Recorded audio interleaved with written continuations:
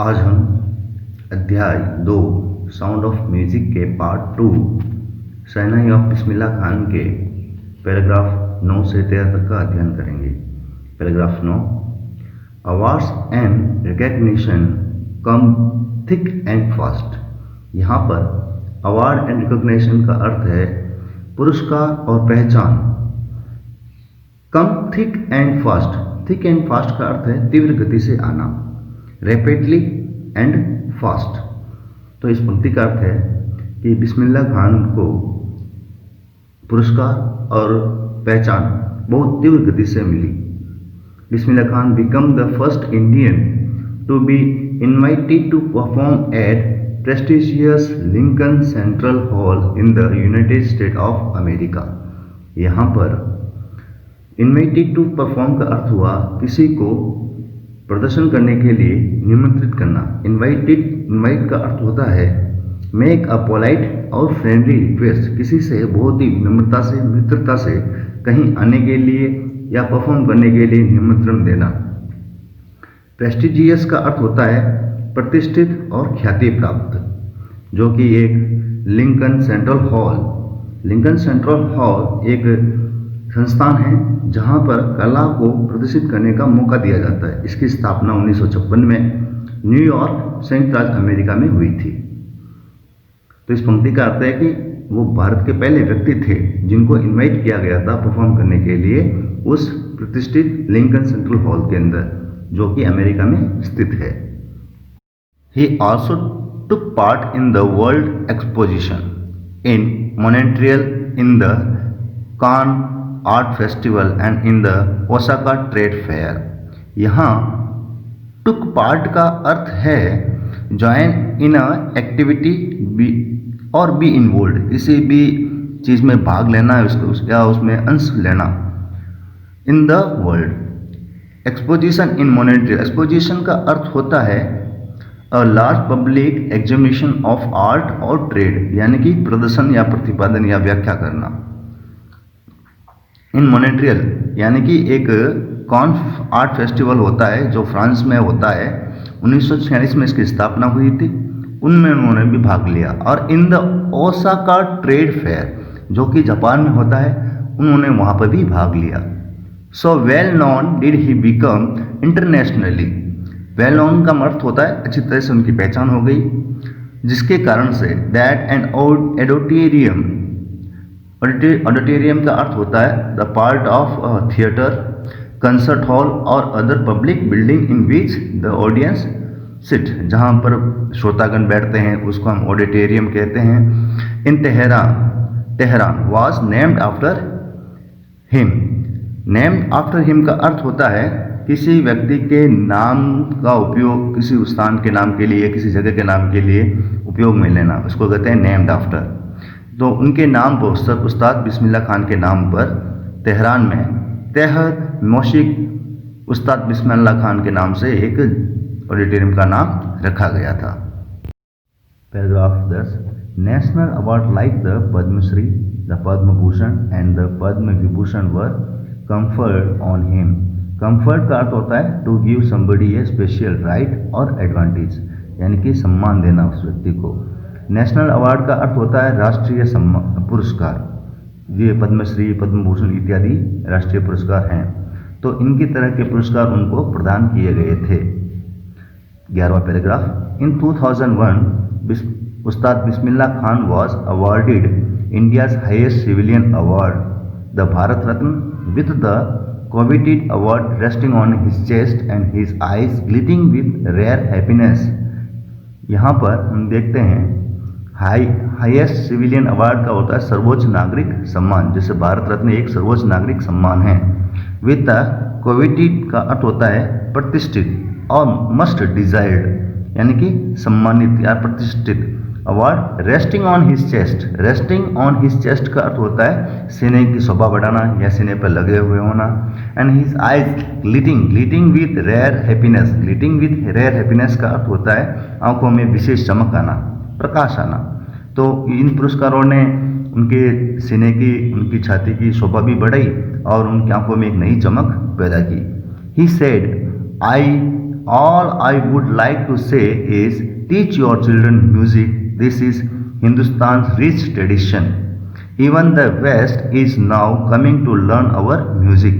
यहाँ पर Hindustan richest tradition का अर्थ हुआ भारत की समृद्ध परंपरा एक संगीत रही है। तो अपने यहाँ पर वो कहते हैं कि बच्चों को म्यूजिक सिखाना चाहिए। या अब तो बाहर के लोग भी यानी कि वेस्ट का अर्थ है विदेशी लोग now coming to learn our music, हमारे संगीत को सीखने के लिए यहाँ आ रहे हैं। In spite of having travelled all over the world, Khan Sahab as he is fondly called, यहाँ पर इन स्पाइट ऑफ का अर्थ होता है पूरी दुनिया घूमने के बावजूद। Travelled all over the world, travelled all over world का अर्थ हुआ पूरी दुनिया घूमना। खान साहब ही is fondly called, fondly called का अर्थ होता है किसी को प्यार से बुलाना, यानी लविंगली कॉल्ड, वार्मली कॉल्ड, या अधिकांशतः लोग सामान्यतः इसी नाम से बुलाते थे। He is exceedingly fond of Banaras and Dumraon, यानी कि वो एक्सीडिंगली का मत होता है अत्यधिक, अधिक मात्रा में। एक्सीडिंगली फाउंड ऑफ का अर्थ हुआ बहुत अधिक प्रेम करना, किसे?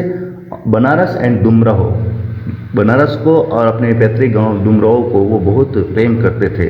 पूरी दुनिया घूमने के बावजूद भी उनको ये जगह ज़्यादा पसंद थी। They remain for him the most wonderful towns of the world, ये उनके लिए रिमेन फॉर हिम का अर्थ हुआ हमेशा बने रहना, बचे रहना।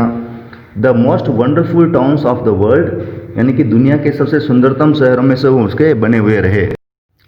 A student of his once wanted him to head a Shehnai school in the USA. एक बार उनके विद्यार्थी ने wanted him to head का अर्थ हुआ किसी के द्वारा नेतृत्व करने की चाह रखना। तो अ शहनाई स्कूल इन द USA, उनके एक विद्यार्थी थे तो वो ये चाहते थे कि खान साहब उनकी शहनाई स्कूल को नेतृत्व प्रदान करे। And the student promised to recreate the atmosphere of Banaras by replacing the temple there. तो यहाँ पर promise to recreate का अर्थ होता है वादा करना, कुछ पुनः बनाने का, निर्माण करने का। तो उनके एक विद्यार्थी ने उनसे वादा किया कि वो ऐसा ही, एटमॉस्फेयर का अर्थ होता है वातावरण का निर्माण करना, एटमॉस्फेयर ऑफ बनारस का अर्थ हुआ बनारस जैसा वातावरण बनाना का उन्होंने उनसे वादा किया। But Khan Sahab asked him if he would be able to transport river Ganga as well.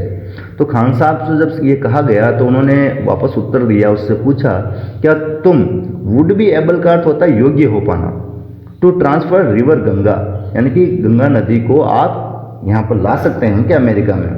तो वो विद्यार्थी इस बात से समझ गया कि वो वैसा वातावरण कोई नहीं बना सकता जैसा वातावरण हिंदुस्तान में उनको मिलता है, जैसा वातावरण उनको पसंद है।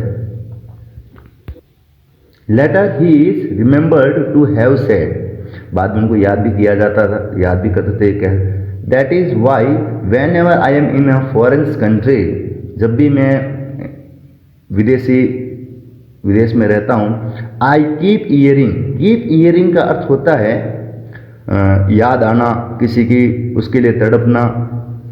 To see Hindustan while in Mumbai, और जब मैं मुंबई में होता हूँ, I think of only Banaras, तो मैं बनारस के बाद में एंड द होली गंगा, और उस पवित्र नदी गंगा नदी के बारे में सोचता हूँ। एंड वाइल इन बनारस, और जब मैं बनारस में होता हूँ, आई मिस यूनिक माथा ऑफ डुमराव, तो मैं डुमराव की माता जी को भी याद करता हूँ। इस प्रकार वे भारत को और अपने जहाँ उन्होंने अपनी कला का विकास किया, बनारस के मंदिरों को, गंगा पवित्र नदी को और अपने गांव को अधिक महत्व वो देते थे। Paragraph 13, Ustad Bismillah Khan's life is a perfect example of the rich cultural heritage of India. यहाँ पर परफेक्ट एग्जाम्पल का मतलब होता है उत्कृष्ट उदाहरण। रिच कल्चरल हेरिटेज का अर्थ होता है समृद्ध सांस्कृतिक विरासत। हेरिटेज का अर्थ होता है traditional qualities and culture of a country they have exist for a long time and have great importance, यानी कि जो भारत की जो परंपराएं हैं, उनका कल्चर है जो बहुत लंबे समय से चलता हुआ आ रहा है, और जो बहुत महान भी है, यानी कि सांस्कृतिक धरोहर और विरासत, हेरिटेज का अर्थ होता है। तो उनके यहाँ पर ये पंक्ति कहती है हमें कि उस्ताद बिस्मिल्लाह खान का जो जीवन है वो भारत की समृद्ध संस्कृति और विरासत का एक उत्कृष्ट उदाहरण है। On that effortlessly aspect that a devote Muslim like can very naturally play the shehnai every morning at the Kashi Vishwanath temple. यहाँ एफर्टलेसली एस्पेक्ट का अर्थ होता है बड़ी सहजता से स्वीकार करना, कि वे एक बहुत ही धर्म से जुड़े हुए मुस्लिम होने के बावजूद भी वे सामान्यतः स्वाभाविक रूप से शहनाई बजाते थे, play naturally the shehnai every morning, यानी कि प्रत्येक सुबह वो बजाते थे at the Kashi Vishwanath temple. Kashi के विश्वनाथ टेम्पल पर वो हमेशा शहनाई बजाया करते थे। यानी कि उनका जीवन जो है भारत की जो सांस्कृतिक विरासत है, यानी कि अनेकता में एकता, इन खूबियों को लेकर उनका जीवन रहा, यानी कि भारत की सांस्कृतिक विरासत उनके जीवन में हमें देखने को भी मिलती रही। इस प्रकार का उनका एक व्यक्तित्व था।